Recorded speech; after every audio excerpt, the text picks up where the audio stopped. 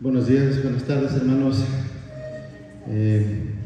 Bueno, después de un poco más de 10 meses, estamos llegando a la última parte de la primera carta a los Corintios. Una carta que sin duda nos ha dejado mucho que reflexionar. Una carta a través de la cual el apóstol Pablo nos permitió conocer a esa iglesia. Nos permitió el apóstol Pablo conocer las situaciones que se vivieron ahí, que vivieron los primeros cristianos, los primeros creyentes en esa región, que vivían en una sociedad que estaba caracterizada ¿por qué? Por el libertinaje y por la idolatría. Cosas que seguimos viendo el día de hoy. Muchos problemas fueron los que enfrentó esta iglesia, entre ellos la división.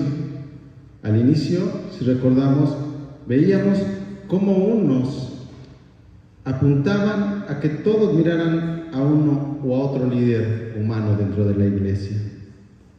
También a través de esta carta pudimos ver que hubo inmoralidad sexual. Veíamos que un hombre tenía una relación con su madrastra. Pero también veíamos que los hombres, que los creyentes de Corintio estaban en las cortes seculares demandándose unos a otros. Esta carta nos permitió también ver que en la iglesia había malos entendidos acerca de las doctrinas. Por ejemplo, ellos no habían entendido qué significaba ser libre en Cristo. También a lo largo de esta carta el apóstol Pablo contestó puntualmente algunas de las preguntas que le hicieron llegar los corintios. Pablo dio respuesta a temas acerca del matrimonio, acerca del divorcio, acerca del celibato y algunas otras. También pudimos ver en esta carta que los corintios no tenían un correcto comportamiento dentro de la iglesia. Ellos estaban actuando de una manera indebida y casi vergonzosa durante la cena del Señor. También vimos cómo estaban haciendo mal uso de los dones espirituales. También no tenían una completa comprensión o una correcta comprensión acerca de la resurrección de Cristo. Y así podríamos enumerar más y más cosas. El apóstol Pablo nos mostró el interior de esa iglesia. Como podemos ver, y podríamos tener la percepción de que al mirar a la iglesia en Corintio, lo único que podríamos ver eran problemas tras problemas, conflictos tras conflictos y dudas. Pero las iglesias de hoy en día, ¿se parecerán en algo a la iglesia de Corintio de aquella época? ¿Qué piensan? ¿Y por qué? ¿Por qué? ¿Por qué seguimos ahí? Hoy tal vez no hablemos de temas tan puntuales como estos, pero ¿qué tal cuando sale el tema de las denominaciones? ¿Qué tal cuando empieza a haber disputas doctrinales? Obviamente hay doctrinas que son esenciales, pero hay ocasiones en que hay puntos de vista por los cuales hacemos un problema enorme y causa divisiones dentro de la iglesia. ¿Qué tal cuando nos enfocamos en nuestras preferencias en la liturgia? Los problemas en la iglesia son comunes. Tristemente sigue siendo así. Entonces, podríamos preguntarnos, ¿por qué los cristianos simplemente no aprenden a convivir y a llevarse bien? ¿Por qué? Estas no son preguntas nuevas, como acabamos de ver, son preguntas que han venido presentándose a lo largo de la historia. Y encontramos esta carta dentro de la palabra de Dios porque Él la dejó con un propósito. Cada libro que se encuentra en la Biblia tiene un propósito y esta carta no es la excepción. Aquí pudimos aprender muchas cosas. Debimos haber sido confrontados en algunas o muchas situaciones, pero también esta carta nos sirve o nos debería de servir para estar atentos y alerta sobre aquello que puede venir, aquellos problemas que se pueden presentar dentro de la iglesia.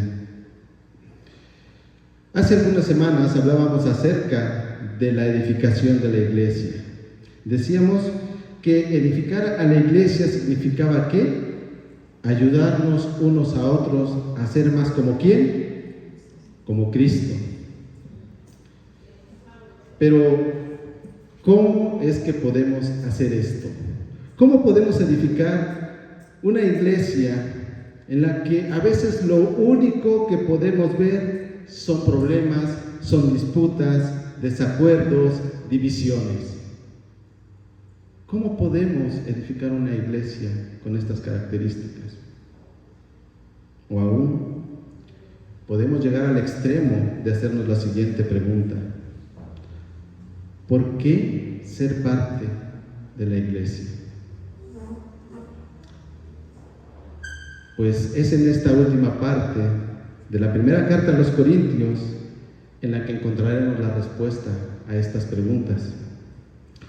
Aquí el Señor nos dejará ver qué es lo que quiere de su iglesia.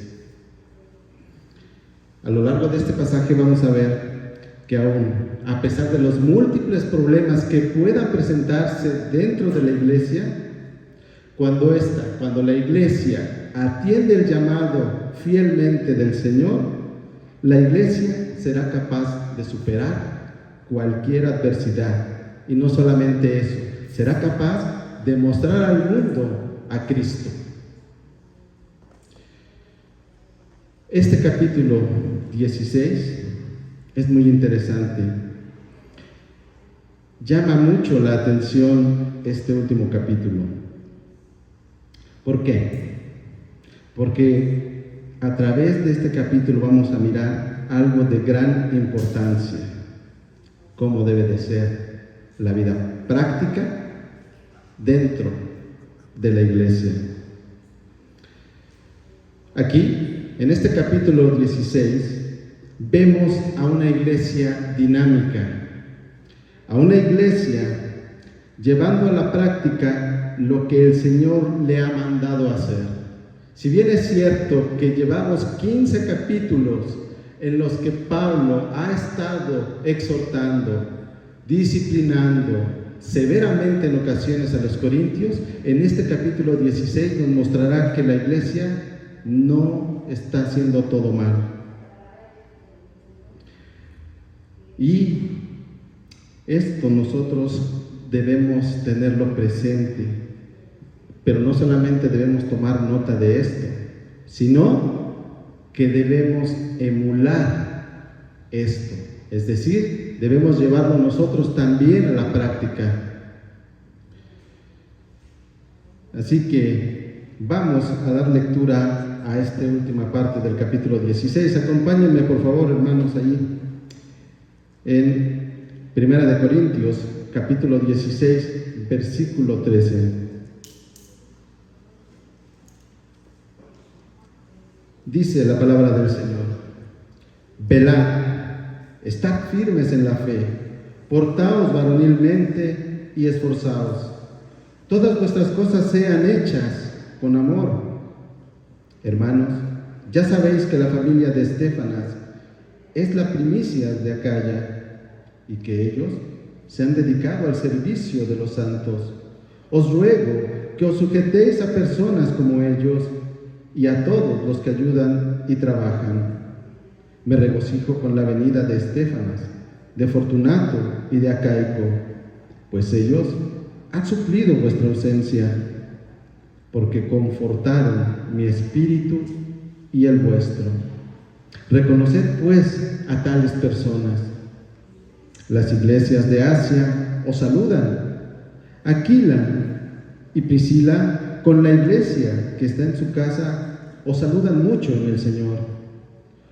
Os saludan todos los hermanos. Saludaos los unos a los otros con ósculo santo. Yo, Pablo, os escribo esta salutación de mi propia mano.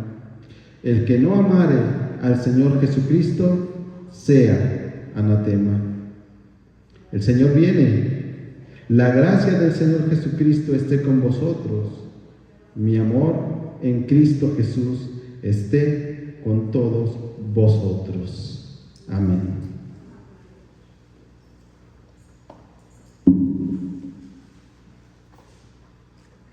Bien, como decíamos, la iglesia está viva. La iglesia de Corintio, a pesar de todos sus problemas, es una iglesia viva. Vemos una iglesia dinámica. Aquí en este pasaje, ¿qué es lo primero que nos dice el apóstol Pablo? ¿O qué le dice a la iglesia en Corintio?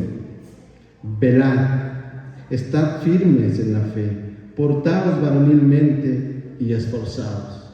Es un mandato, es un imperativo que está comunicando el apóstol Pablo a la iglesia en Corinto.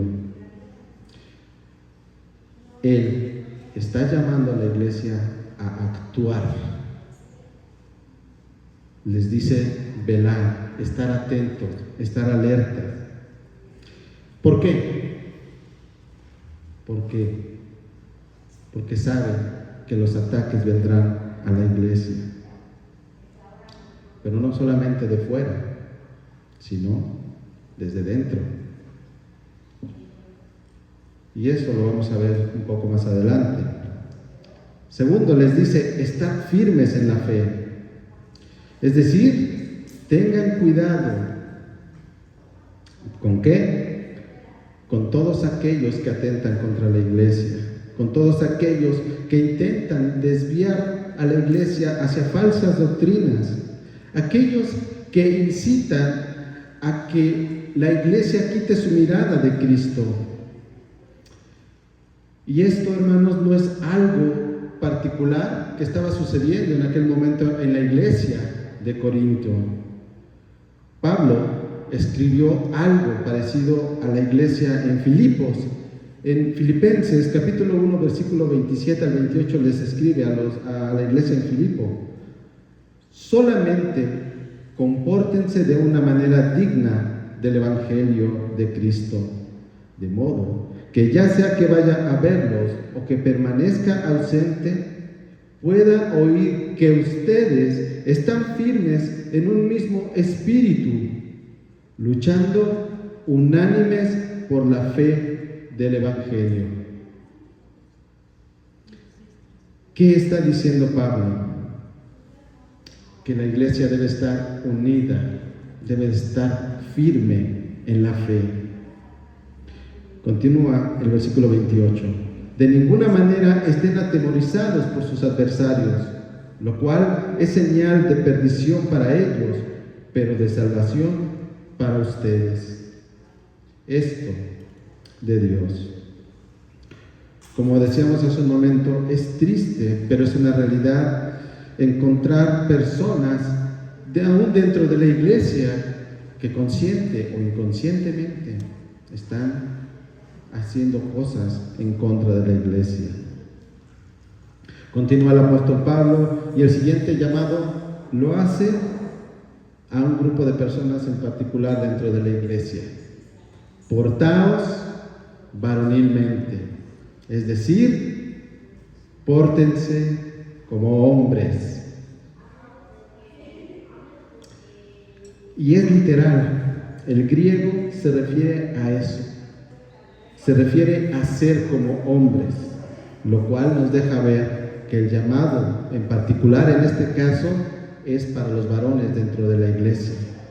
Todos los congregantes, todos somos responsables de cuidar de la iglesia, pero Pablo nos está diciendo que aquí nosotros, como varones, tenemos una mayor responsabilidad.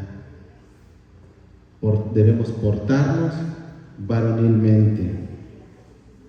Por último, el apóstol Pablo dice: esforzaos. ¿Por qué diría esto el apóstol Pablo? Pues lo dice porque sin lugar a duda el camino a transitar no será un camino sencillo, no será un camino fácil. Pablo es lo que le deja ver a la iglesia en Corinto. Sabe que se presentarán, que hay problemas y que se presentarán aún más. Así que les dice: esfuércense. ¿En qué? En la edificación de la iglesia. Entonces, ¿qué es lo que está diciendo Pablo en este primer versículo? ¿Cuál es el llamado a la iglesia? Como ya hemos dicho, le está llamando a actuar, a no ser pasiva. Aquí vemos estas 4 acciones indispensables que toda iglesia debe ejercer. Debe estar alerta, debe estar firme en la fe, debe portarse varonilmente y debe esforzarse. 4 verbos. Es acción, no es ser pasivos. Pero el apóstol Pablo ha mencionado esto. ¿Será sencillo para los corintios? ¿No será sencillo a nosotros el día de hoy como iglesia? El apóstol Pablo sabe que no va a ser así, que no será sencillo. Y sabe también que nuestras fuerzas, ni en las de los corintios, podremos. Es por eso que inmediatamente después de hacer este llamado a actuar a la iglesia, le dice lo siguiente: todas vuestras cosas sean hechas, ¿con qué? Con amor. El amor es lo único que podrá ayudar a la iglesia en Corinto a cumplir con este mandato que le está dando Pablo a la iglesia. Ninguna iglesia podrá cumplir el propósito para el cual fue levantada si en ella no reina el amor de Cristo y el amor por Cristo. Ese, hermanos, es el distintivo de una verdadera iglesia: el amor de Cristo en ella y el amor por Cristo. Y hemos hablado de esto desde el día de ayer. Primera de Juan, capítulo 4, versículos 10 al 11 nos dice: en esto consiste el amor, no en que nosotros hayamos amado a Dios, sino en que Él nos amó a nosotros y envió a su Hijo como propiciación por nuestros pecados. Amados, si Dios así nos amó, también nosotros debemos amarnos unos a otros. No es una opción, no es una alternativa, es un deber. Si Dios así nos amó, también nosotros debemos amarnos unos a otros. Pero no queda ahí. El apóstol Juan, ahí en esa primera carta, en el versículo 19, continúa hablándonos y dice: nosotros le amamos a Él. ¿A quién? Jesús. ¿Por qué? Porque Él nos amó primero. Hermanos, nosotros no podemos amar a los demás, y mucho menos podemos amar a Dios sin primeramente, haber experimentado el amor de Dios. Y yo quisiera preguntarles en esta tarde: ¿dónde has experimentado el amor de Dios? Tal vez venga a tu mente alguna situación difícil, tal vez alguna situación de salud. O tal vez tú puedas ver el amor de Dios porque no falta comida en tu alacena, porque tienes un trabajo. Y sí, podemos ver el amor de Dios ahí. Pero hay un lugar muy especial en donde podemos ver plenamente y experimentar el amor de Dios. Y es postrados de rodillas, mirando la cruz del Calvario. Es ahí donde empieza todo. Es ahí donde experimentamos realmente el amor de Dios por cada uno de nosotros. Y ese amor transforma nuestros corazones. Ese amor transforma nuestra vida.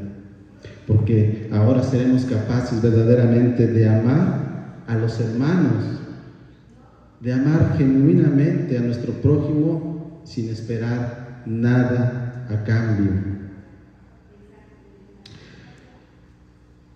Pero lo más importante de todo esto es que seremos capaces de amar a Dios. Y eso es algo que debe vivir en la iglesia. El amor de Dios no solamente nos permite amarlo a Él, a los hermanos, al prójimo, sino que esa transformación que viene del amor de Dios va más allá.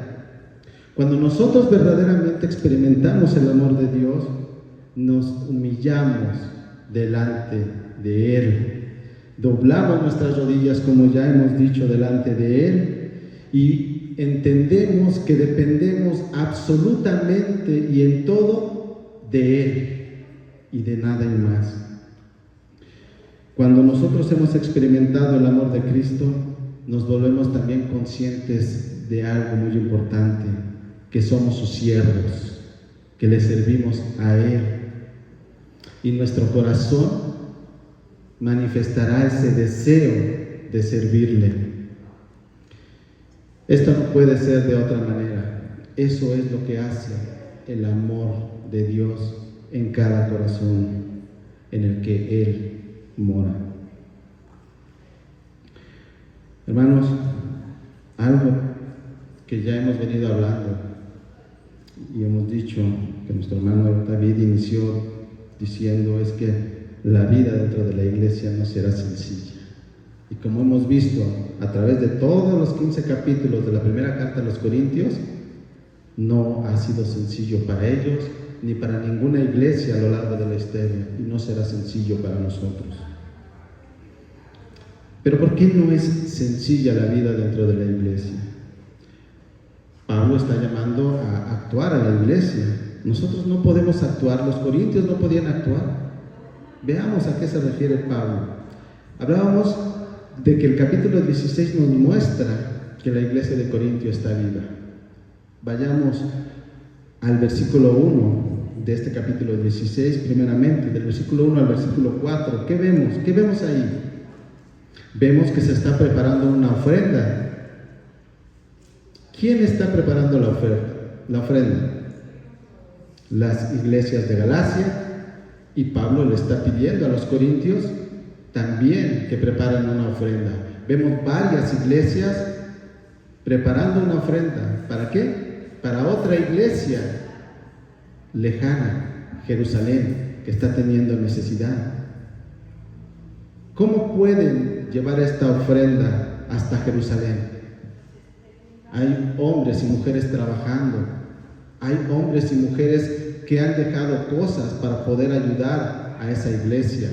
Hay quienes irán solos o con Pablo a llevar esa ofrenda. Hay quienes han quitado de su bolsa, de su mesa, para llevar a Jerusalén. También en los versículos 5 al 9 vemos que Pablo les está diciendo a los corintios que él irá a ellos. ¿Y dónde se hospedará Pablo? ¿Tiene una casa, un lugar propio ahí? No, él será hospedado con los hermanos. Él se sentará a la mesa, los hermanos compartirán con él. Pablo también ahí en esos versículos dice que él desea y anhela ir con los corintios, pero que primero se quedará en Éfeso porque ha visto la oportunidad de compartir de Cristo. Pablo está haciendo a un lado su deseo personal de ir a Éfeso. Entonces, vemos a una iglesia que va a hospedar a Pablo, vemos al mismo Pablo haciendo a un lado es su deseo personal. ¿Por qué? Para servir en la obra de Dios. Versículos 10 y 11. Ahí el apóstol Pablo les dice a los corintios que ayuden a Timoteo. ¿Para qué? Para que llegue con él, pues él lo está esperando y lo espera pronto, dice.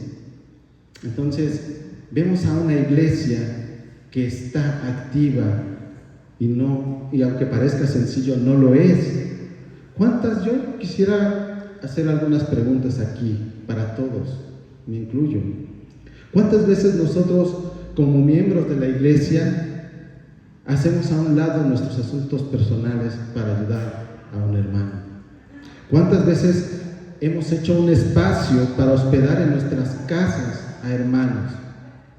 Porque vienen hermanos. Este año fue la excepción, pero normalmente en los veranos vienen hermanos de otras iglesias. ¿Cuántas veces hemos abierto nuestras puertas para hospedarlos, para compartir de lo que Dios nos ha dado? ¿Cuántas veces hacemos a un lado nuestros deseos propios, como lo hizo el apóstol Pablo, para trabajar para la iglesia? ¿Cuántas veces dedicamos tiempo nuestro para la obra del Señor? Ya empieza a parecernos un poco complicado el asunto, ¿verdad? Pero hay más. Regresemos al pasaje que veíamos, que estamos viendo. Primera de Corintios, capítulo 16, versículos 15 al 18. Ahí se nos dice que Estéfanas y su familia se han dedicado al servicio de los santos. Es decir, ahora, la actividad principal de Estéfanas y su familia, ¿cuál es? Servir a los santos. Pero no solamente Estéfanas y su familia sirven en la iglesia. Al final del versículo 16 se nos dice que hay otros que ayudan y trabajan en la obra del Señor. También se nos dice en estos versículos que Estéfanas, Fortunato y Acaico han llenado de regocijo al apóstol Pablo, han confortado su espíritu. ¿Cuántas veces nosotros hemos hecho esto con alguno de nuestros hermanos? ¿Cuántas veces nosotros hay veces que ni siquiera debemos hablar? ¿Cuántas veces hemos dedicado tiempo para escuchar a nuestros hermanos? ¿Cuántas veces hemos confortado a alguno de nuestros hermanos? Es difícil para nosotros hacerlo en ocasiones. ¿Por qué? Porque vivimos en un mundo que nos ha enseñado a cubrir y pensar solamente en nuestras necesidades. Y lo peor, hermanos, es que este mundo nos ha inventado necesidades vanas, que en realidad no son necesidades. Pero posiblemente esto no sea lo más difícil que le cueste al ser humano o a los creyentes, porque seguimos en este cuerpo. Hay otras cosas que pudieran ser más complicadas que esto, que trabajar en la obra del Señor, que dar tu tiempo, tus recursos. Aquí en estos pasajes, en los versículos 15 al 18, se mencionan algunas cosas. En el versículo 16 dice: os ruego que os sujetéis a personas como a ellos y a todos los que ayudan y trabajan. Muchas veces eso nos cuesta trabajo, sujetarnos a las personas que dedican su obra, su tiempo a la obra del Señor. ¿Y qué dice? Reconocer pues a tales personas. También nos cuesta reconocer el trabajo de los demás. Y no se trata de dar reconocimientos públicos, no se trata de exaltar a la persona o a las personas, se trata de tenerlos en estima. El orgullo le impide al ser humano sujetarse a otras personas. El orgullo le impide al ser humano reconocer la labor que hacen otras personas. Es por esto que la vida dentro de la iglesia es difícil, pero no imposible.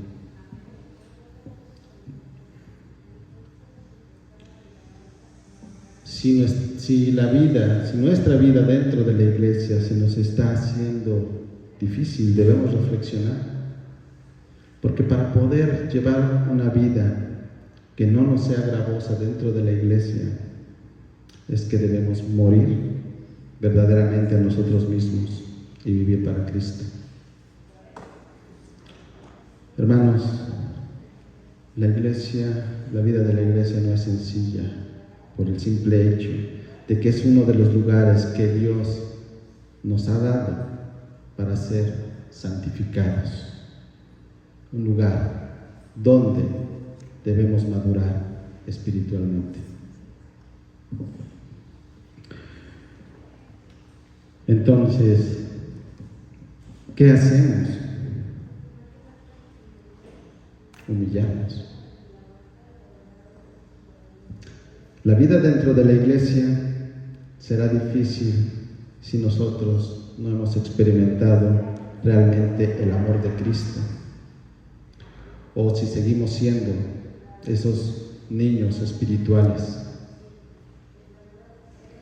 Porque si alguien ha experimentado verdaderamente el amor de Cristo, ha sido transformado. Y entonces estaremos en ese camino de santificación que nos va a llevar a esa madurez espiritual. Entonces, cuando emprendemos ese camino, el camino será más sencillo. Pero si como iglesia seguimos siendo inmaduros, será un camino difícil.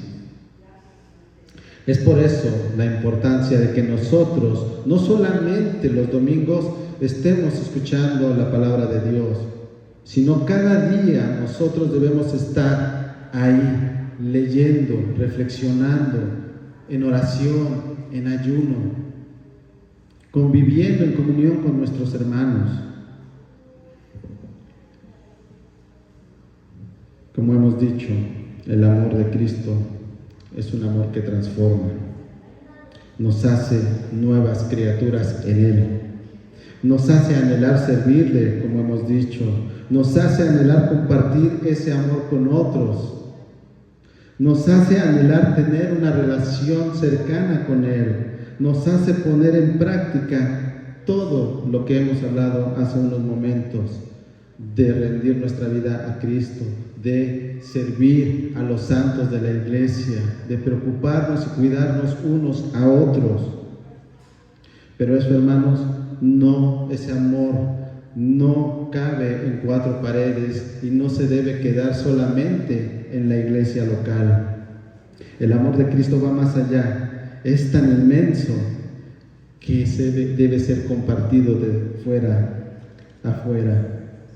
El corazón transformado de cada verdadero creyente es capaz de tender la mano al hermano que está en otra iglesia, como hemos visto. Es capaz de tender la mano al prójimo,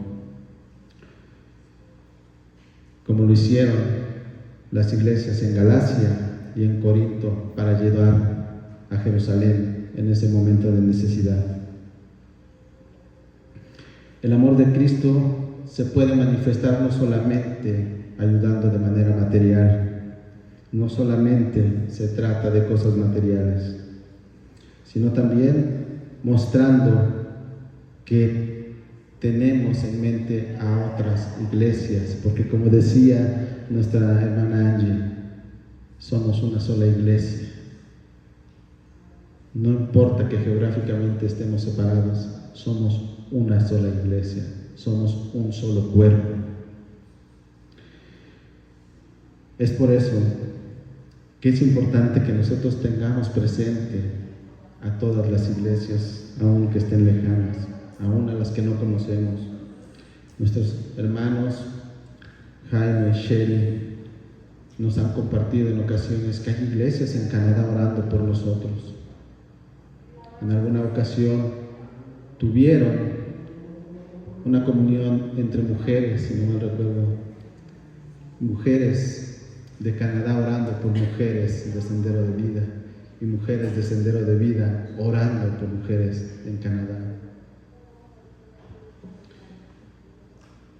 Y es así la vida en la iglesia, tener presente no solamente en nuestros pensamientos, sino en nuestras oraciones a toda la iglesia. Y es lo que está haciendo Pablo aquí. Es lo que nos deja ver en los versículos 19 y 20. ¿Qué dice Pablo ahí? Las iglesias de Asia os saludan. Aquila y Priscila, con la iglesia que está en su casa, os saludan. Os saludan mucho en el Señor, les dice. Os saludan todos los hermanos. Y termina diciendo a los corintios, ustedes también salúdense los unos a los otros con un beso santo. No es casualidad esto del beso santo. Eso tiene un símbolo, tenía un simbolismo en las iglesias de los primeros siglos. Era un símbolo de paz. Les está diciendo, estén en paz dentro de la iglesia. Piensen los unos en los otros, oren los unos por los otros, pero estén en paz. El amor, la comunión, el trabajo y la paz es algo que debe de caracterizar cada iglesia de Cristo. Y bueno, voy a cortar un poco este tiempo porque ya han hablado de esto ustedes. El Señor nos ha permitido tener contacto con nuestros hermanos de otras iglesias. Y eso es lo que yo quería compartir en este tiempo, pero ustedes ya lo han hecho. Porque no solamente pudimos compartir con Peña de Oreb el día de ayer, sino que también fuimos recibidos la semana pasada en Jesús María. Ellos abrieron sus puertas para que pudiéramos ir y estar participando en los bautizos.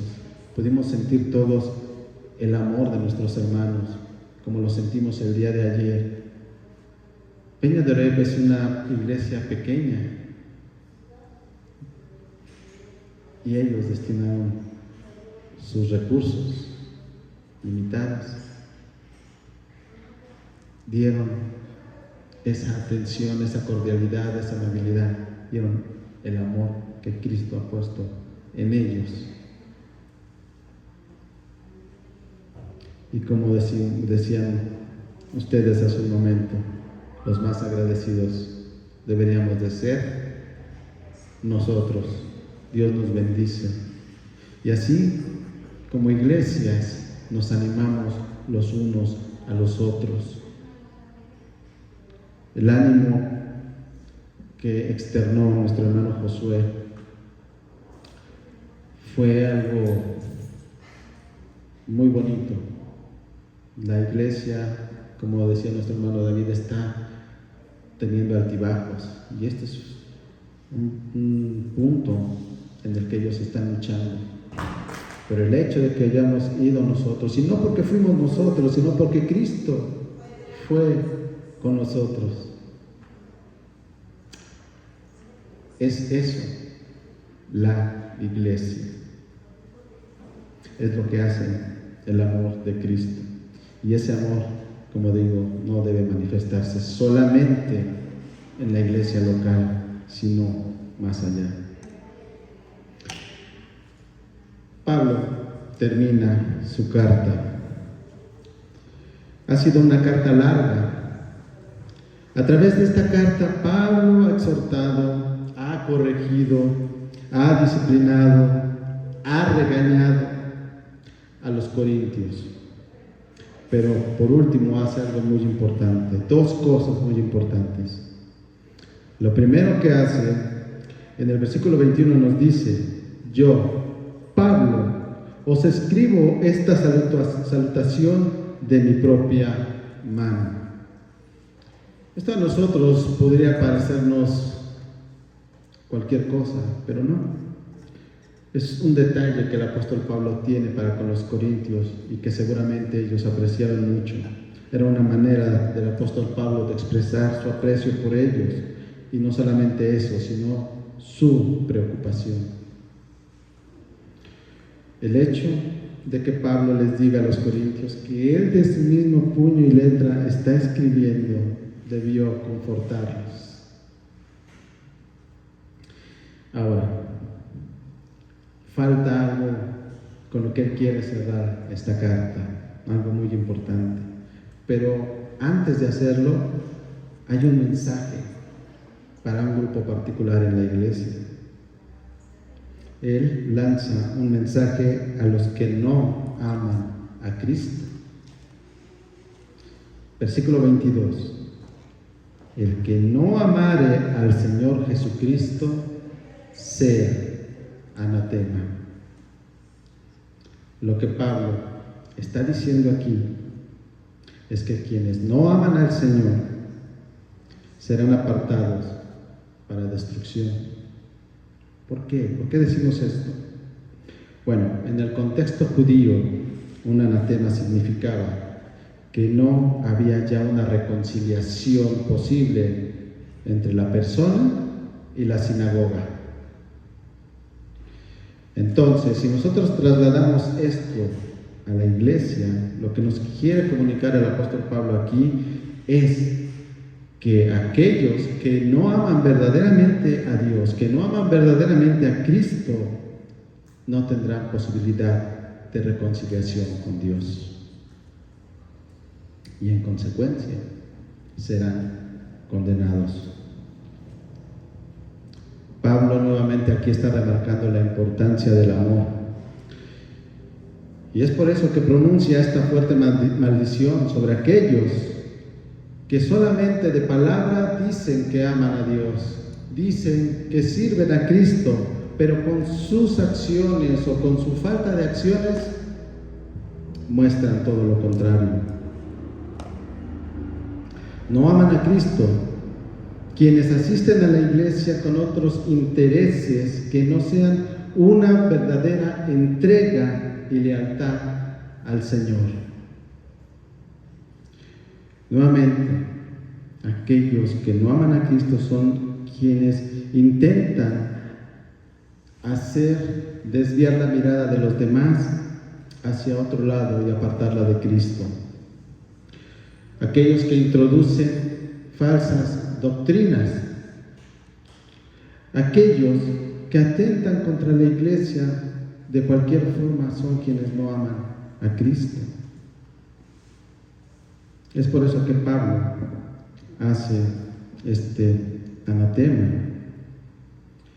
Dicho lo anterior, Pablo ahora sí expresa abiertamente el mensaje final que quiere dar a los corintios. Les dice: el Señor viene. La gracia del Señor Jesucristo esté con vosotros. Mi amor en Cristo Jesús esté con todos vosotros. Amén. Pablo inicia su despedida en esta carta exclamando: Maranata, que quiere decir el Señor viene. Y esta expresión es una expresión aramea que utilizaban los primeros cristianos en aquella época, pero tiene un uso particular porque lo utilizaban como un saludo. Cuando ellos se encontraban en la calle o en algún lugar, se saludaban de esa manera: Maranata. Ustedes se imaginan a nosotros como cristianos diciéndonos: el Señor viene, pero era un saludo para recordarnos que el Señor vendrá. Es un anuncio, un recordatorio entre nosotros como creyentes de que el Señor viene. Debemos estar jubilosos, debemos estar alegres por eso, y es algo que fortalece nuestra esperanza y que nos hace recordar que Él está por regresar.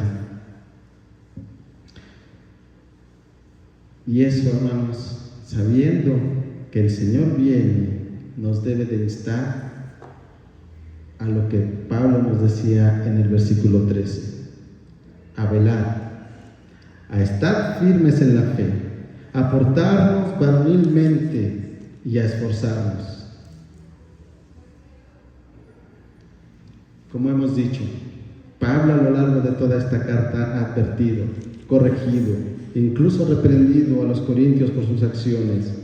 Esta carta fue una carta que en varias ocasiones mostró a un Pablo indignado por el comportamiento de los corintios,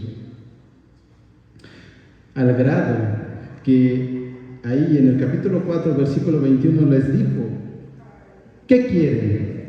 ¿Iré a ustedes con vara o con amor y espíritu de mansedumbre?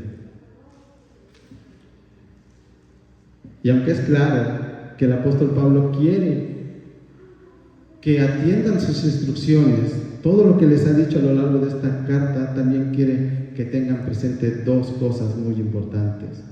El primero, el deseo de que la gracia de nuestro Señor Jesucristo esté con ellos. Lo segundo, y que sepan que Él los ama en Cristo. Pablo termina esta carta hablando del amor de Cristo. ¿Qué podemos concluir de todo esto, hermanos? Que la vida en la iglesia no será sencilla. Y ya también lo decían ustedes hace un rato. ¿Por qué no va a ser sencilla? Porque hemos sido reclutados para una batalla espiritual. Y la única manera de salir victoriosos de esta batalla es rindiéndonos. Sí, rindiendo nuestra vida a Cristo. El amor de Cristo y nuestro amor por Cristo es aquello que dará fuerzas a la iglesia, que le llevará a actuar. El amor de Cristo es aquello que se debe percibir no solamente dentro, sino fuera de la iglesia. ¿Cómo? A través del trabajo, de la comunión, de la ayuda mutua, del cuidado mutuo y de la paz dentro de la iglesia. Es decir, solamente si maduramos como iglesia podremos seguir adelante.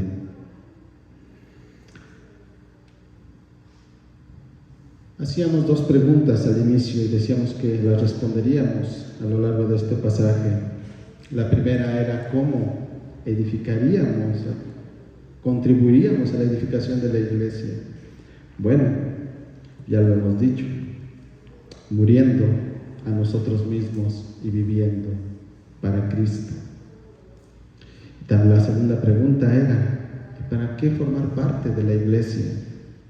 Bueno, hermanos, somos parte de la iglesia porque amamos a Cristo y amamos a Cristo porque Él nos amó primero.